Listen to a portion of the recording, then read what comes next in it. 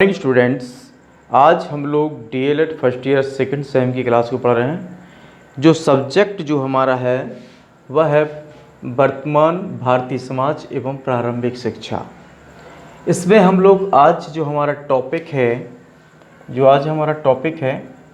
वह एक बहुत ही ज़्यादा शिक्षा के क्षेत्र में काम करने वाले, एजुकेशन लाने वाले, चिल्ड्रन एजुकेशन यानी प्री एजुकेशन की बात करने वाले गिज्जू भाई बधेका के बारे में हम लोग पढ़ेंगे।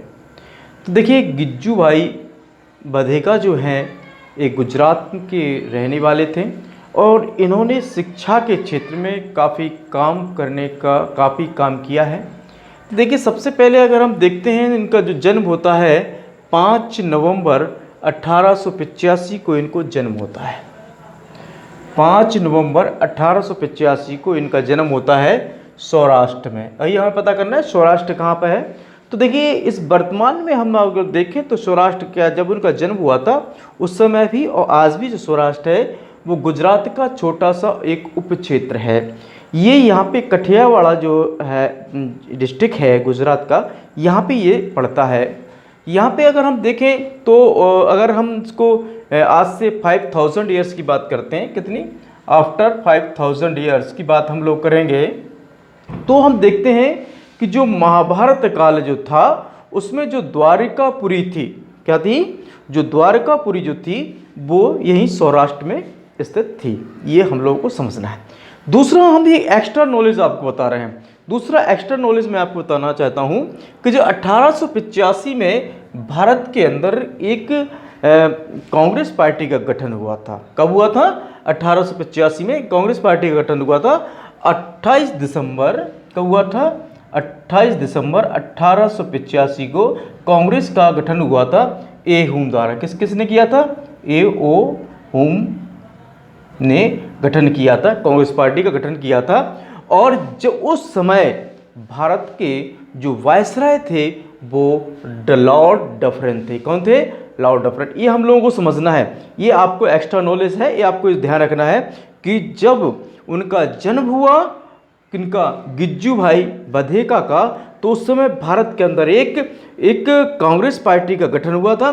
क्योंकि उस समय अगर हम देखें तो भारत के अंदर अगर अंग्रेज़ों से लड़ने के लिए, अगर हम लड़ने की बात करें उनसे, औपनिवेशिक सरकार से लड़ने के लिए हमारे पास कोई भी एक पार्टी नहीं थी जिससे कि हम उनसे अपनी मांगों को रख सकें। तो एहुम ने जो द्वारा एक कांग्रेस पार्टी का गठन हुआ था उस जिस समय गिज्जू भाई बधेका का जन्म हुआ था। ये हम लोग को समझना है। यानी गुजरात में, गुजरात का जो गांव था चित्तल गांव में गिज्जू भाई का जन्म हुआ था। इनका पूरा नाम समझते हैं हम, क्या था? गिरजाशंकर। क्या नाम था पूरा नाम? गिरजाशंकर भगवान जी बधेका। यहाँ रखेंगे आप लोग, एक बार सुनिएंगे फिर दोबारा। गिरजाशंकर भगवान जी बधेका, परंतु लोग उन्हें प्यार से गिज्जू भाई कहा करते थे। क्या करते थे? गिज्जू भाई कहा करते थे, कहते थे। पहले वो क्या करते थे, पहले उन्होंने क्या किया, वकालत की। लेकिन वकालत करने के बाद क्या हुआ, वकालत में वो सफल रहे लेकिन वकालत में उनका मन नहीं लगा और जाकर के वो क्या करते हैं, एक उनका जो मन नहीं लगता है और वो क्या करते हैं, वकालत को छोड़ देते हैं। और वकालत के छोड़ने के बाद क्या होता है, उसी समय अगर हम देखें तो भारत के अंदर एक नेशनल मूवमेंट चल रहा था। यानी नेशनल मूवमेंट का मतलब ये था कि भारत के अंदर नई नई एजुकेशन व्यवस्थाएं आ रही थी और जो औपनिवेशिक सरकार थी, जो कॉलोनिज्म गवर्नमेंट थी, उससे हमारे जो क्रांतिकारी थे वो उनसे लड़ने का काम कर रहे थे, देश को इंडिपेंडेंट के काम किया जा रहा था। तो गिज्जू भाई ने क्या किया, उसी समय गिज्जू भाई क्या करते हैं, राष्ट्रीय आंदोलन के दौर चल रहा था, उसमें क्या करते हैं, वो कूद जाते हैं, मतलब उसके अंदर भाग लेने लगते हैं और एक स्वतंत्रता की ओर आगे बढ़ने का काम, भारत को स्वतंत्र कराने के लिए वो आगे बढ़ते हैं। फिर वो क्या करते हैं, आगे जाकर के उनका क्या करते हैं, राष्ट्रीय शिक्षा का दौर चल रहा था और नई नई, मैंने आपको बताया कि नई नई विद्यालय खुल रहे थे। तो उस समय क्या था कि संस्थाओं की स्थापना हो रही थी। एजुकेशन क्या हो रहा था कि एजुकेशन की स्थापना हो रही थी, नई नई इंस्टीट्यूट खुल रहे थे। तो उसमें क्या होता है, एक इंस्टीट्यूट खुला, उसका नाम था दक्षिणामूर्ति विद्यार्थी भवन। क्या नाम था उसका? दक्षिणामूर्ति विद्यार्थी भवन। उस समय गिज्जू भाई के समय ये व्यवस्था स्कूल खोला गया। उसका जो खोला गया, ये कहाँ पे खोला गया? गुजरात के प्रांत शहर भावनगर में खोला गया। कहाँ पे खोला गया? भावनगर में स्थापित किया गया। इस संस्था में उनके जो मामा जो थे, उनके मामा काम करते थे। इसमें किसमें काम करते? दक्षिणामूर्ति विद्यार्थी भवन जो था, ये गुजरात में इसकी स्थापना हुई थी। यहाँ पे उनके जो मामा थे हरगोविंद पांड्या, क्या नाम था उनका? हरगोविंद पांड्या उनके जो मामा थे, वो उस संस्था में काम करते थे। जब काम करते थे तो उन्होंने, उनकी इच्छा हुई कि मैं भी क्या करूं, बच्चों को शिक्षा देने का काम करूं। उनके अंदर एक जिज्ञासा उठने लगी अंदर। तो उसमें क्या करते हैं वो, इस संस्था में क्या हो जाते हैं, वो जुड़ जाते हैं। जुड़ने के बाद क्या करते हैं वो, 1920 में गिज्जू भाई ने दक्षिणामूर्ति भवन में ही अपना एक बाल मंदिर स्थापित किया। अब क्वेश्चन, काफ़ी क्वेश्चन आता है, कई बार क्वेश्चन आ चुका है, सिविल में भी क्वेश्चन आ चुका है, यूपीपीसीएस में भी क्वेश्चन आ चुका है, और बीएड, उसमें बीएड में भी और डीएलएड में भी कई बार क्वेश्चन पूछा गया है 1 नंबर में, कि ये पूछा गया है कि जो गिज्जू भाई बधेका थे, उन्होंने जो कौन से स्कूल का, उनके स्कूल का नाम बताइए। तो स्कूल का नाम क्या था उनके? बाल मंदिर स्थापित किया गया, जिसमें 2.5 वर्ष, कितने वर्ष के?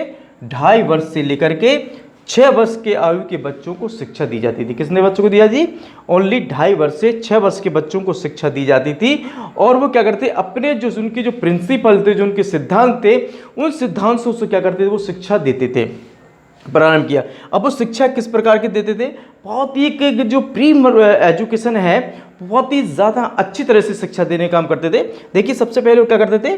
देखिए कविता के माध्यम से बच्चों को पढ़ाते थे, दूसरा कहानी के माध्यम से, तीसरा नाटक, मनोरंजन, कोई सा भी मनोरंजन हो सकता है, भ्रमण यानी ट्रिप पे ले जाकर के बच्चों को दिखाते थे, दूसरा खेल के माध्यम से भी बच्चों को पढ़ाना काम करते थे, रस या नृत्य के माध्यम से, डांस वगैरह, फूल पौधों के लगाने के माध्यम से भी बच्चों को वो सिखाने का काम करते थे।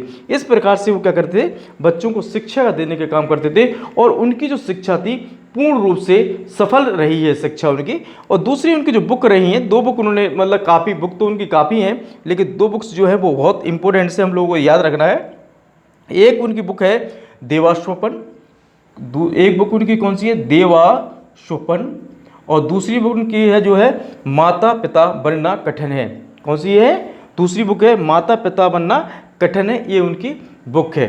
अब रीज़न क्या होता है आगे जाकर के, वो क्या करते हैं कि 23 जून और 23 जून 1939 को उनकी मृत्यु हो जाती है। और ये उस प्रकार से उनका जीवन अपना शिक्षा के क्षेत्र में वो काम करते हैं। कल हम उनके जो शिक्षा के क्षेत्र में उनका क्या योगदान रहा है, किस प्रकार के करिकुलम, किस प्रकार के पाठ्यक्रम की बात कही उन्होंने, उसको कल हम समझेंगे। एक दूसरी बात मैं आपको बताना चाहता हूँ कि देखिए, जो आपको अगर ब्लैक बोर्ड पे, आपके जो वाइट बोर्ड पे जो मैं लिखता हूँ, आपको अगर नहीं दिखाई देता है तो उसके अलग से मैं आपको क्या करता हूँ, एक स्क्रीनशॉट भेजता हूँ, तो आप उसमें भी आप जूम करके उसको लिख सकते हैं।